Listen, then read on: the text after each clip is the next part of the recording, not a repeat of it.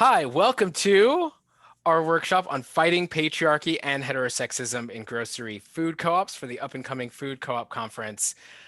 I'm going to introduce myself in a moment, but first I'm going to kick it to my co-facilitator, and I will guide us through the slides. So, hey everyone, thanks for joining us, being interested in this topic. It's really important and we're glad to have you here. So my name is Dirisha Harris. I am the Director of Education and Training and also a Virgo. I live in Philly and I have been doing this work for a couple decades because I think that none of us is free until all of us are free. So I appreciate you showing up today because your liberation is going to be helping me out and vice versa. That's right. I love that. My name's Esteban Kelly, and I work with Dirisha at the Worker Co-op Federation. And I'm the executive director. I'm also a worker owner with a co-op called Aorta. And in both of my workplaces, we've worked with a lot of food co-ops, grocery food co-ops. And so I'm just really excited to be supporting you and to actually dig into this topic. I also am a former manager at a consumer-owned grocery co-op, and have been a trainer for some worker-run grocery co-ops as well, and just excited to lean into some of this stuff. I know that we're short on time, so we're gonna keep it moving pretty quickly. And lucky for Dirisha and I, y'all don't have questions for us because this is recorded. So Dirisha, before you get us into the flow of our session, I just wanted to say one quick thing about the U.S. Federation of Worker Co-ops, just by way of introduction. There's our logo. We package a lot of our training and technical assistance through a program that we call Co-op Clinic. That's our little logo here on the bottom. And for the Worker Co-op Federation itself, we are the national organization for worker-owned cooperative businesses in the U.S. Dirisha and I are based in Philadelphia, but we have staff, board members, coast to coast, all over the country, and our members are all over the country. We have getting close to 350 members all around the country in all different sectors, including farming, food processing, distribution, light food-based manufacturing, grocery, retail, what else? Farmers markets. We are all over the food sector, all over it. Composting and waste, all of it. So that is in part informing the work that we're doing. We also are really led by people of color, and not only on our staff and on our board, but in our membership as well. In fact, I think we're at 2/3 of our membership, the worker owners in our federation are people of color, again, in all different kinds of industries. So we're bringing this intersectional, multiracial perspective to today's workshop. Okay. Great. So I'm going to take us through the workshop flow. We're going to start off locating patriarchy inside our food co-op. So really getting a chance to just look at where are the main areas that we want to be looking and keeping an eye out for these systems to be showing up in our day-to-day co-op lives. Then we're going to look at some foundational terms and concepts, just make sure we're all on the same page in terms of what everything means. Like, what are we even talking about when we say heteropatriarchy? Once we've done that, we're going to connect it to other systems of oppression and look at, how are these things connected and how is it propped up by the other things we might be also struggling with or also battling in our day-to-day lives. And lastly, we're going to look at some interventions and how we disrupt that cycle. So great, now we know it exists. What can we do about it? How can we minimize that harm that's being caused by male supremacy? And what are some concrete tools we can use to do that? But first, we wanted to talk about where this stuff comes up specifically in food co-ops. And partially from our consulting work and partially from my time running a grocery co-op for 8 years, and also being a board member of various food co-ops, I was able to sort of boil it down to 3 areas. The front end is one of the more obvious places. You're dealing with customer service, That's both around your staff in a food co-op and them having them interact with clients and shoppers and members, but also having those shoppers and members come in and they're interacting with other members and they're interacting with all the folks who are working in the store. And so that's one of the places where there are different kinds of interactions, a lot of assumptions, and a lot of issues of heteropatriarchy will come up in that context. Um, there's also a lot that comes up in management itself, the hiring process. A lot of food co-ops have policies that are written with a lot of he language or even he, she language, and that's very binary. It comes up in the meetings that happen inside of a management context, supervision, HR, different kinds of policies. We'll get into some of the ones that you want to make sure you have, but even ways that some of the implicit bias will come up as some of the values of male supremacy and sexism will come up in the process of hiring, of retention, of creating an organizational culture that that feels thriving for women and femmes and people who are non-binary and trans as well. And lastly, that also pertains to governance. The obvious one is board meetings, of course, and interactions between the board and staff, but also committee meetings or your general membership meetings, annual meetings. And I think especially for those of you who are organizing food co-ops, that moment before things get professionalized, before there are policies that are in place, because you're just in your early years of organizing, and we know it often does take many, many years, that startup phase is something that needs to be considered really intentionally.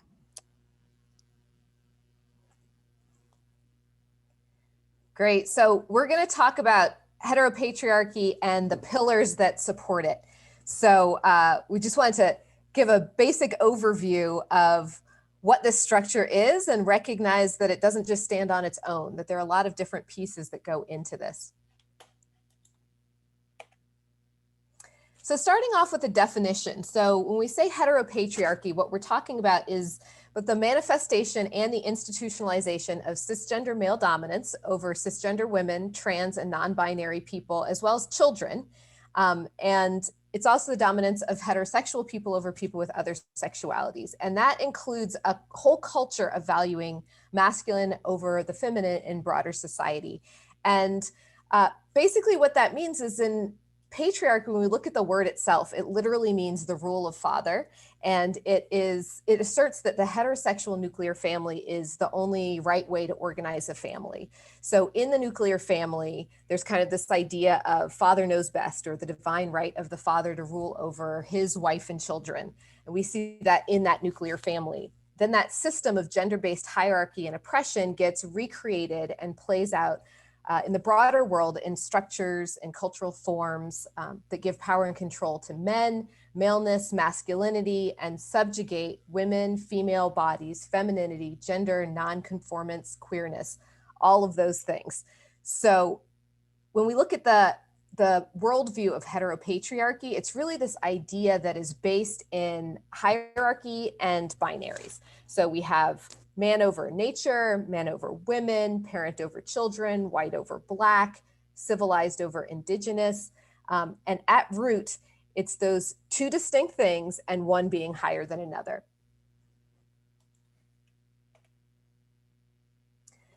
So what that rests on is this idea of male supremacy, right? Like men, particularly cisgender heterosexual men, over everyone else, and a very specific kind of masculinity. So there are lots of different ways to be a man. There are lots of different ways to be masculine, but heteropatriarchy is really based on this idea of toxic masculinity that is really formed in this stereotype of manhood that involves dominance, that involves virility, strength, being stoic, not showing emotion.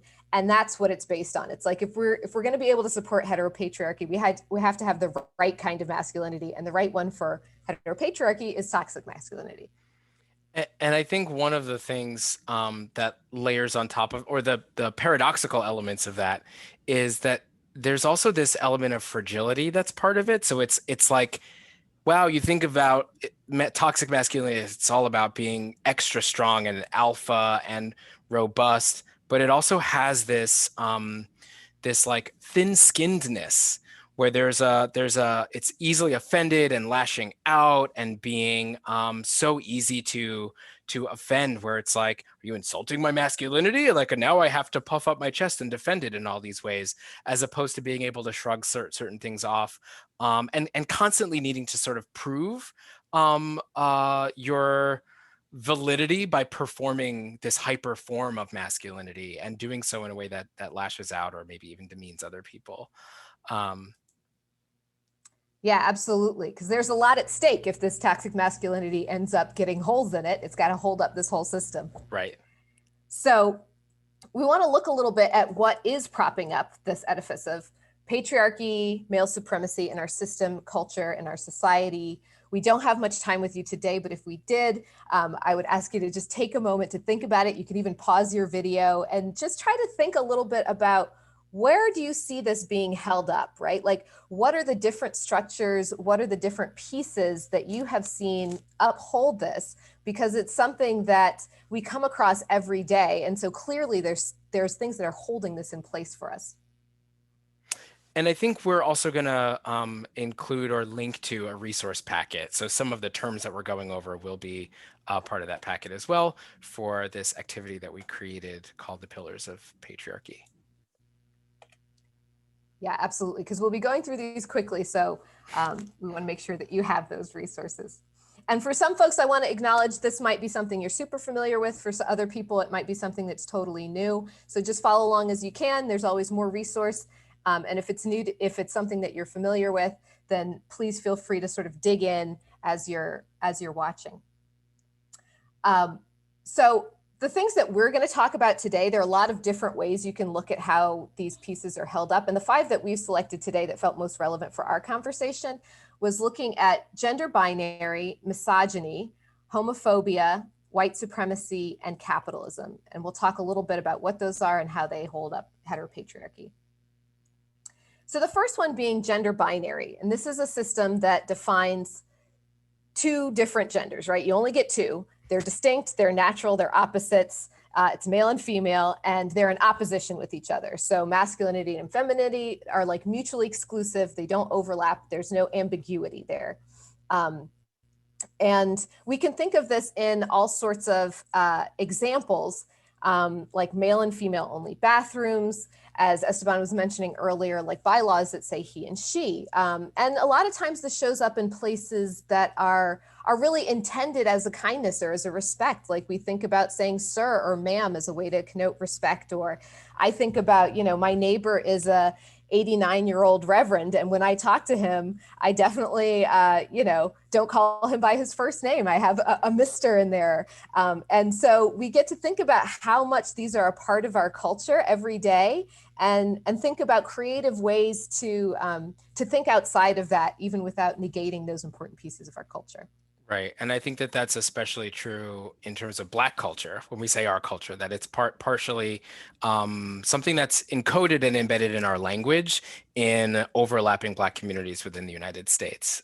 So shout out to that. What are some of the ways that the gender binary feeds into or supports heteropatriarchy? Yeah, well, so as we were talking about, heteropatriarchy is really based on this idea that there's separation and then there's hierarchy. And so in order to have that hierarchy really work, you have to have a really clear separation. There can't be ambiguity. And so you need to have those 2 distinct genders so that you can have one that is easily subjugated and one that's going to be dominant. Yeah, I think it also makes space for when we get into some of the homophobia, transphobia pieces. The binary sets things up so that if there's something that doesn't fit into that binary neatly, it's considered a transgression, which creates space for other kinds of hate and ire and backlash and policing of people's behavior. It also makes it maybe hard to read if something doesn't fit neatly in that binary. If someone is presenting more androgynously, people sometimes panic and they're like, I don't know whether to call you sir or ma'am. And so now I'm getting tongue tied and now I'm freaking out. I've had those conversations in training front end staff at the cashier desk or the customer service desk in food co-ops. So it's something to having a moment in a workshop or prior to being in the store itself to reflect on these things, anticipating that it's going to come up. It might be with a group you have control over, like your own staff team, but more likely it's going to be groups that you don't have control over in your community, shoppers, and things like that. So it's just very important to be aware of that and to think about who is in your community and what are some of the scenarios that you might be encountering.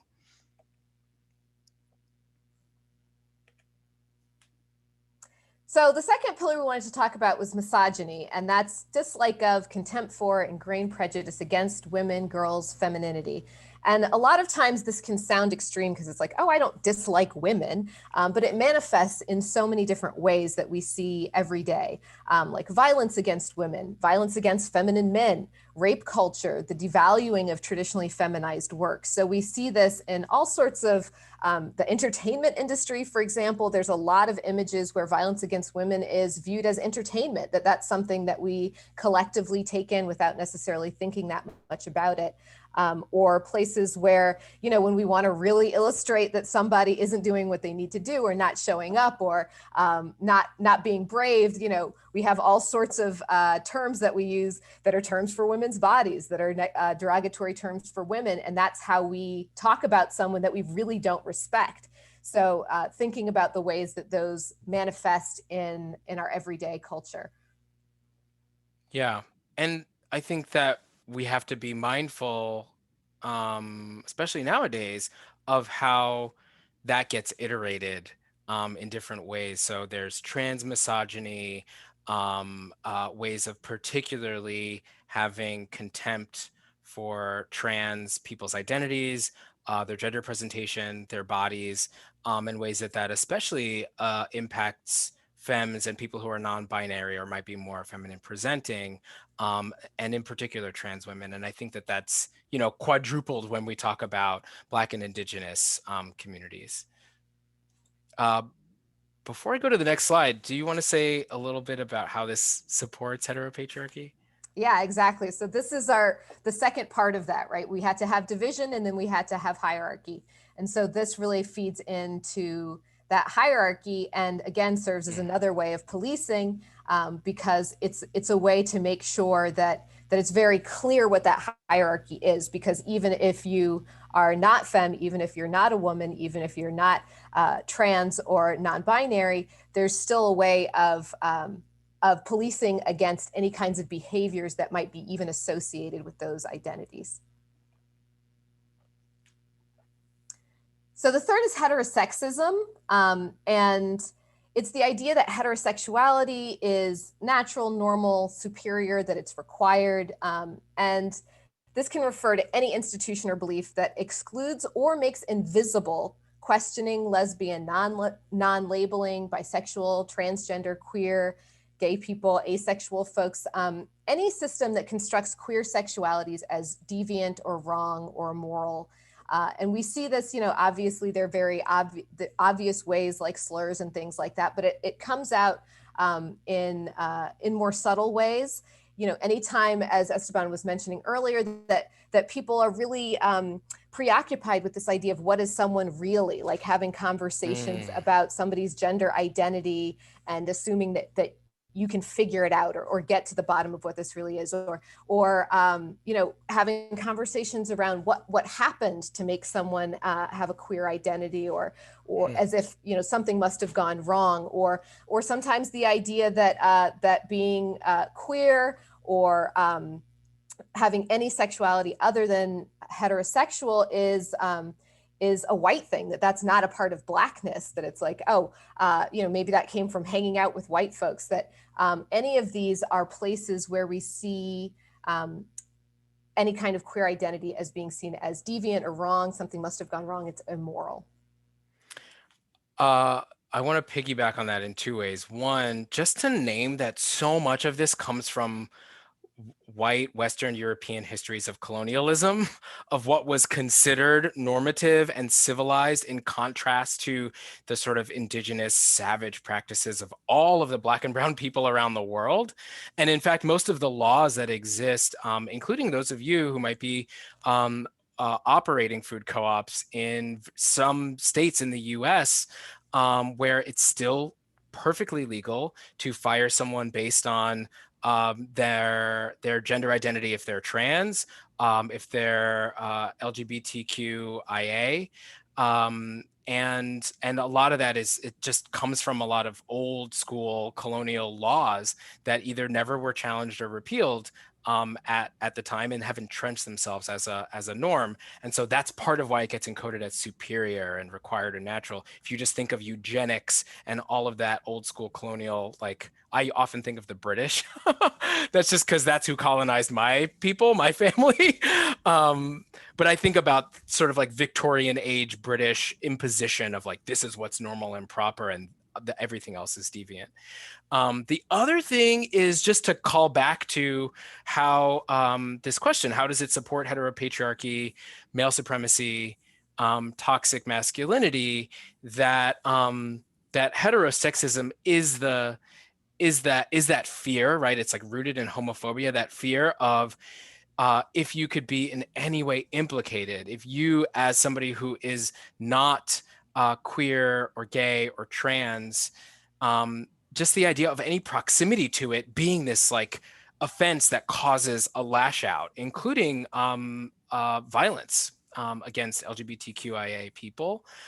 So that is an example of toxic masculinity. But you might have had another example to share about this.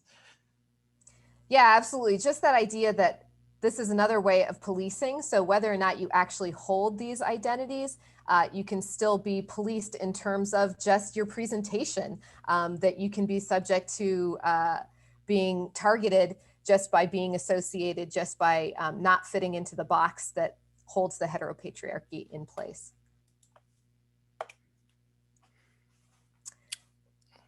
Our next pillar is white supremacy. And so we're getting into some of the pillars that are not as readily apparent, but are just as important in upholding heteropatriarchy. So white supremacy is, first, a historic and contemporary institutionally perpetuated system of exploitation and oppression in which people who are considered white are afforded more political, economic, social, cultural power than those who are not considered white, for the purpose of maintaining and defending this system of wealth, power, and privilege. And I think that's an important thing to put in there, that actually the identity of different people is not the reason for the oppression. It's actually the excuse for the oppression, and that the reason is the ways that tie into wealth, power, and privilege, which we'll talk a little bit around capitalism as well. And so, of course, we see this in all sorts of places. In the criminal justice system has been very big on many people's minds, and also in the ways that we see it playing out in the banking system, the way we see it playing out in terms of professionalism, and what's considered professional, what's considered, who's considered able to get access to resources and capital and things like that. Yeah, I mean, and I just actually spoiled this maybe a little bit by giving an example of how white supremacy becomes tied or connected to heterosexism in supporting masculinity. I gave that example of sort of British imperialism and colonialism, and how that gets encoded in laws around normative behavior. But did you want to say something else about how it supports heteropatriarchy, this one? Yeah, so actually we see it supporting in a lot of ways. So for one, research shows that there is a strong connection between people who hold biases, gender biases, and people who hold racial biases, because heteropatriarchy is a system of dominance. You can fit a lot of different things into that worldview, and it fits quite nicely, including racial dominance. And so it's not surprising that we see these things in correlation. Another thing to consider is that this can create a lot of pressure around Black women, Black femmes, trans folks, gender nonconforming folks, not to address this within Black communities because we are being targeted by racism. There can be a way that, there's this pressure to have a unified front against it, or there's a pressure to subsume these other areas of oppression and kind of hold off on that stuff until we get racial parity, until we get liberation for Black folks, that we need to kind of, that's family business. We're not going to talk about that. We're not going to bring it up out in public. And so that can be an added pressure when we're trying to address these things within our communities. Yeah, the other way I think about it is that white supremacy creates this specter of just like really intense and explicit oppression. And by putting that pressure on, let's just say, men and butches of color of various races, it then creates the space, sort of in combination with what you were saying about the gender binary and about misogyny, to like need to unleash some of that elsewhere. And so it ends up feeding into sexualized violence, domestic abuse, ways of having control, exerting control, right? That the lack of power and control racially outside in the world often ends up fueling some of the like, well, I do have this patriarchal control over my home or my family, and that can lead to different kinds of power trips and abuse and things like that. Absolutely. And then that very same dynamic gets turned against folks, and we end up having sort of racialized images of misogyny and sexism and heteropatriarchy, as if it's only Black men, it's only Black butch folks, Black masculine folks who are perpetuating these things. And we see societies that will shine a big light on where that's happening in Black culture while simultaneously ignoring where it's happening in the normative white culture. Right.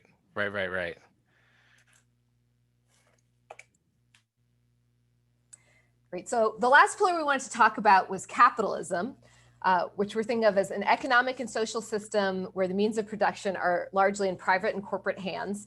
And as a result of this, the main incentive is economic activity and the accumulation of profits. So usually when we see this, you're also going to see class divisions, exploitation, as we have maximizing profit as the biggest and most important goal.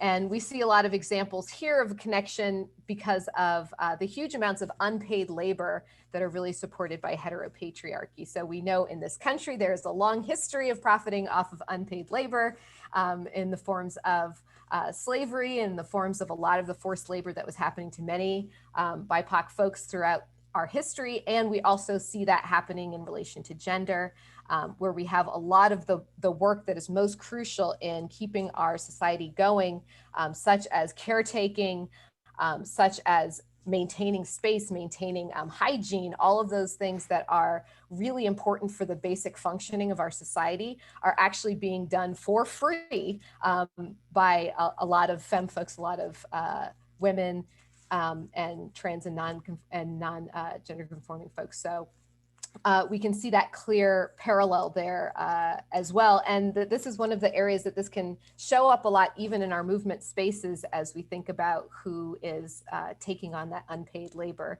And we've been made even more aware of it in COVID when we start to really look at who our essential workers are. Yeah. I remember being really confused the first moment where it was sort of the concept of reproductive labor was blown open to me, because I had just thought about reproduction as in the reproductive system, and people with uteruses, and this is really about that. And then it was like, no, reproduction, like who is doing the laundry, who is feeding the workers who are then going to the factory or now the office, or making it possible to pack lunches for the kids to go to school, all of those things, that's reproduction, that we're reproduced every day, right? And so farm workers are doing reproductive labor in that sense, that like when you think about all the different workers who are left out of the social contract that goes back almost 100 years around minimum wages and worker protections, that it often actually tracks along with what are the jobs that Black and brown workers had, what are the jobs that women had, and all of that was kind of almost redlined. It was like drawn a line outside of that, and we enacted a labor rights set of legislation and social contract that doesn't actually account for that. So it's interesting when we start to insert that back in. And I guess that leads me to the question about how capitalism supports heteropatriarchy, and maybe how it might be connected to some of the other pillars in doing so. Yeah, absolutely. So, because of the system of unpaid labor that impacts both the people who are directly targeted by it and our society at large, um, it's really making sure that power inequality is maintained and continued over time, because then as people have less access to resource, they have less access to decision making, both around their own lives and around bigger decisions that are being made by the rest of society. Awesome. That's really helpful. All right. So what happens when we put it all together? So we put it all together. We've got all of these 5 things: gender binary, misogyny, homophobia and heterosexism, white supremacy, and capitalism, holding up the heteropatriarchy that is really sitting on male supremacy and toxic masculinity. And we can see how each of these feed into each other and create something that feels very solid. Now, the good news is that as we start chipping away at any one of those pillars, we're making it less solid, and we're actually able to bring it down by working on all of these different struggles simultaneously. So for the rest of our time, I think we're going to turn back into specifically these cooperatives, their workplaces, their retail spaces, their organizations where people are coming together and interacting in any number of ways, democratically or around cooperative education. And a lot of different things can come up when we're interacting with each other based on some of our assumptions. So I think for this first one, we're going to have you, Darisha, talk about examples of gender-based verbal harassment and how that comes up. Yeah, absolutely. So they're the really obvious things when we think about like vulgar jokes and teasing, really explicit comments about body parts and sex, leering, staring gestures. There's sort of a range, and there are certain things that many of us are familiar with and saying, okay, that's not okay. And it would be really clear that that's not okay.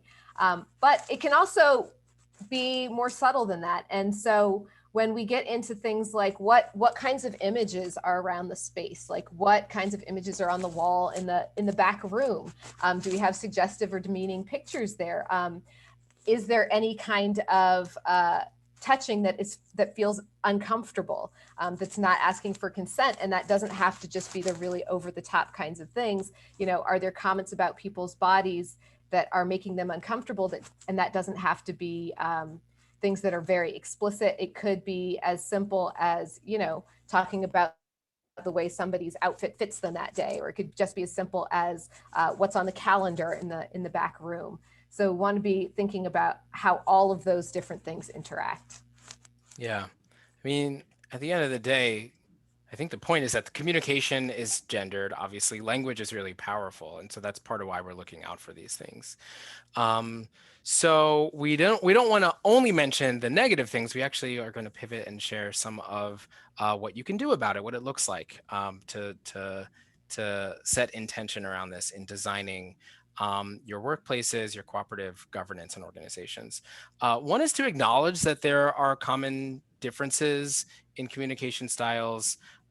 Sometimes, not always, that has a gendered flair to it. That doesn't always mean that it's part of a binary, right? We're not trying to entrench the idea that like women are this way and men are this way and everyone is either a man or a woman, but just to acknowledge that that gets coded in who is seen as being authoritative, who's believed, whose voices carry weight in certain contexts, even like what it means to. I think maybe one of the challenges is whether you're a supervisor or a manager or somebody who's in leadership of a cooperative board, to think about the ways that gender shows up in your language and communication. And if, especially if you're a woman or a femme, like to ask for or connect with other women and femmes about what it is that you need that would make a difference in shifting the culture to make more space for some of those voices. We've also said that effective relationships depend on understanding these communication differences. And there is this idea that men tend to be more authoritative and direct. I think that there's a class version of that too, that people who are from the owning and managerial class or upper class also tend to be more authoritative and direct. These are qualities that are commonly associated with leadership. So, in some ways it's not a total mystery, but it does end up leading to a sort of passive promotion and advancement of men in their careers as part of that. And I think that there's a lot of ways to work against that and to be intentional about either drawing thoughts and opinions from women and femmes, as I was starting to say, or reading between the lines of it. It's not just because someone is saying something directly or authoritatively that it should carry a certain kind of weight to it. Also, in group conversations, you can pay attention to these communication styles, like we were starting to say. Another place where this comes up is just, we were starting to say, in interacting with customers, clients. That could be if you have a customer service desk in your food co-op, if people are inquiring about joining, people are waiting in line for to shop or for the bathroom or something. You might even have a cafe or a hot bar in your food co-op. There's all different kinds of ways that people are interacting with each other. And I think it's incumbent upon those of us who are governing or managing food co-ops to create, give enough signals and create the expectation that our spaces are gender inclusive and anti-sexist. Even if you can't control the behavior of every person who's walking in there, there's a lot of ways you can send signals. So one of the things, and this is a resource, the source of it is right up there, at that URL, that you can make sure that you're using more gender inclusive language along the way. There's some examples here that instead of saying ladies, gentlemen, ma'am, sir, girls, guys, a whole asterisk over it. There are some who argue fervently that guy is gender inclusive, others who disagree. So we'll set that in its own kind of category there. But I think instead there are some other phrases you can use, like, can I get y'all something? Hi, everybody.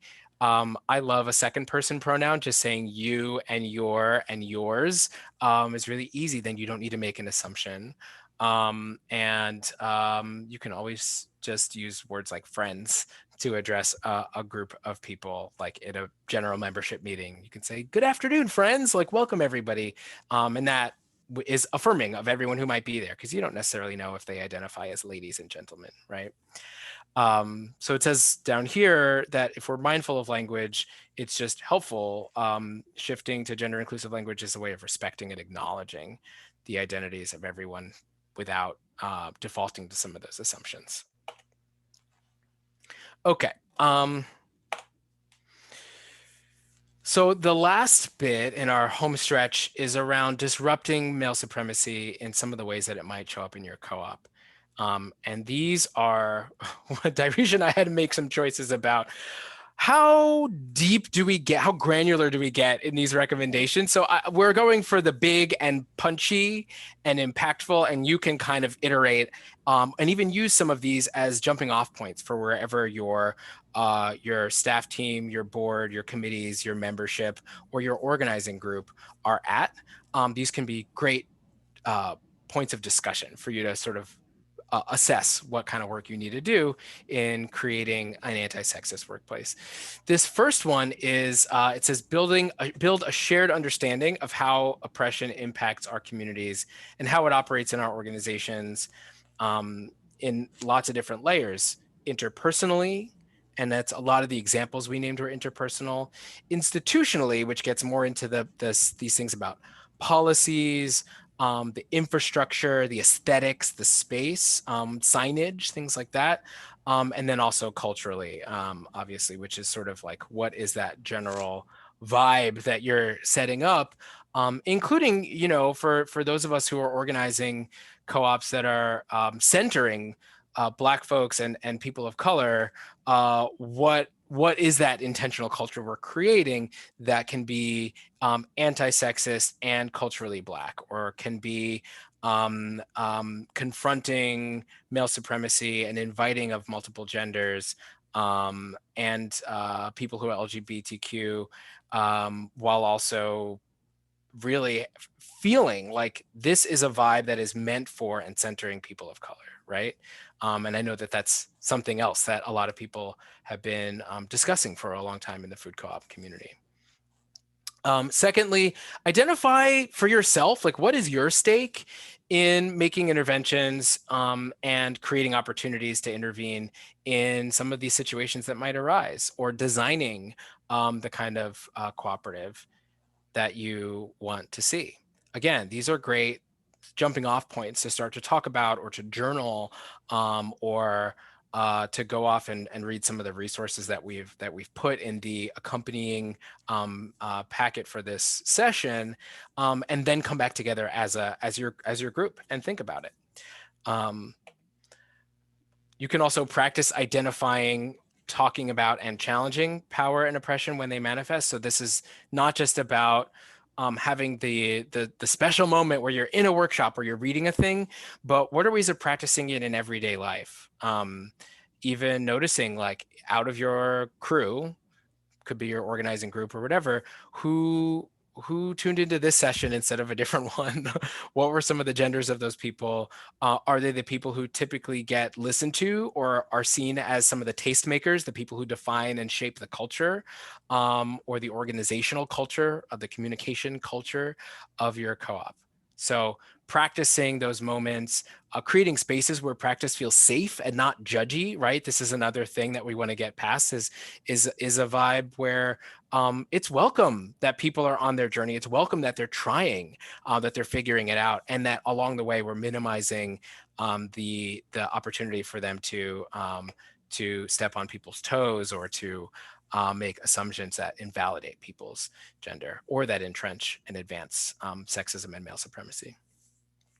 Okay, we already mentioned this one: supporting the leadership of women, femmes, queer, trans, and non-binary people. A lot of what that can look like is making space for those in your co-op that might not be hearing, that you might not be hearing from as much in meetings. That could be, oh, well, if you're not getting on the speaking stack, then we don't want to hear from you. Well, what does it look like to maybe call on people who are quieter, or who tend to be quieter? To be on the lookout for people who might have had their hand up, but they're not going to, like, stick it up and use their voice to say, yeah, but can I get on stack, necessarily, right? That kind of aggressive. I mean, I'm a New Yorker, so I understand that, like, some people in our cultures are more extroverted, louder, and it means that we take up more space in that sense. So it doesn't mean that there's anything wrong with being culturally, I come from a loud West Indian family. Like, that's okay. But it does mean is that you need to be intentional in checking in with people who are quieter, or are introverts, or have some of these identities listed here. And then lastly, you got to dig into the policies, make sure that they're relevant, make sure they're up to date. If you copy pasted somebody else's old bylaws, do a little skim through and make sure that it doesn't have outdated language, including language that is binary. There's a lot of policies that are written he, she, his, hers, and even older policies that are just he all over the place. That doesn't feel like you're expecting or anticipating for your board chair to be a woman or to be non-binary. So those are things you should update. Absolutely make sure that you're, just even from a fiduciary perspective, protecting yourself, especially those of you who are board members, general managers, protecting yourselves from potential liability suits by making sure that you have a sexual harassment policy, or that you update it, that you have conflict resolution policies, so that if there is a gendered or racially charged dynamic that comes up, it's very clear where where the co-op stands vis-a-vis harassment or conflict, and navigating those things. And then, of course, there's toolkits all over the place around hiring practices, making sure that you're not leaning into that implicit bias that sometimes happens. And there's the built environment itself. making sure that your restrooms are gender neutral, gender inclusive as they can be. I know some stores they only have one bathroom anyways, it's just unisex. That's great if that's also an option. Even if you have two bathrooms, you may as well make both of them available at all times instead of having a line for one when there's a perfectly usable bathroom that is warding people off because there's a sign on it that says, here is an icon that doesn't look like maybe what you dress like or something. So those are things to think about. I think we're going to wrap there because we are out of time. I know that we were speaking a million miles a minute because we wanted to cover all of that. Dirisha, is there anything that you wanted to say in closing? Yeah, I just want to thanks folks again for being interested in this and remind you that there are numerous other resources that are included in the materials we're going to be handing out, and just encouraging you to go through those, even if it's just like checking out some of the really good things that are available online to keep that conversation going and making sure that this doesn't become a one-time thing that you put to the side. Bring in some of the other folks who are in your co-op into this conversation. Tell them what you learned today, and engage them so you don't have to be alone in making those changes. That sounds like a perfect note to end it on. Thank you so much for coming to this session.